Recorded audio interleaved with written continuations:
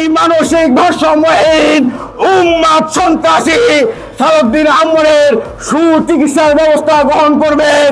রাজশাহী বিশ্ববিদ্যালয় ক্যাম্পাসে অশোভন আচরণ ও উত্তেজনাকর পরিস্থিতি সৃষ্টির অভিযোগে রাকসুর জিএস সালাউদ্দিন আম্মারের মানসিক চিকিৎসার দাবি জানিয়েছে বিশ্ববিদ্যালয় শাখা ছাত্রদল। আজ সোমবার দুপুরে স্লোগান দিয়ে রাবি উপাচার্য বরাবর স্মারকলিপি দেন ছাত্রদলের নেতাকর্মীরা।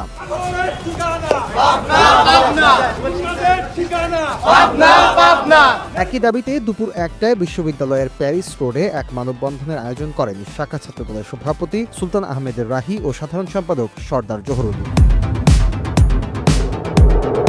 জানা গেছে গতকাল রোববার বিএনপির ভারপ্রাপ্ত চেয়ারম্যান তারেক রহমানকে অভিনন্দন জানিয়ে রাজশাহী জেলা জিয়া পরিষদের সভাপতি টানানো একটি ব্যানার বিশ্ববিদ্যালয়ের প্যারিস রোড থেকে খুলে ফেলেন রাকসু জিএস সালাউদ্দিন আম্মার। এর আগে তিনি ফেসবুকে পোস্ট দিয়ে সংশ্লিষ্ট শিক্ষককে ব্যানার সরিয়ে নেওয়ার আলটিমেটাম দিয়েছিলেন। রাবি শাখা ছাত্রদলের সভাপতি সুলতান আহমেদ রাহি বলেন, একজন সচেতন শিক্ষার্থীর আচরণ কখনো এমন হতে পারে না। রাকসু জিএস হিসেবে শিক্ষার্থীদের সমস্যা নিয়ে কাজ করার কথা থাকলেও তিনি ক্যাম্পাসে উত্তেজনা সৃষ্টিতে লিপ্ত। তার আচরণ দিন দিন উদ্বেগের জন্ম দিচ্ছে। আমরা তার মানসিক স্বাস্থ্য নিয়ে সন্দিহান, তাই তার সুচিকিৎসার দাবি জানিয়ে উপাচার্যকে স্মারকলিপি দিচ্ছে।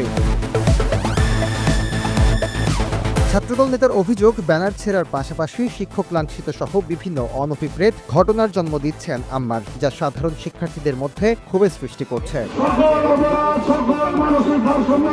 ছাত্রদলের এই দাবির বিষয়ে বক্তব্য জানতে সালাউদ্দিন আম্মারকে একাধিকবার কল দেওয়া হলেও তার পক্ষ থেকে কোনো সাড়া পাওয়া যায়নি।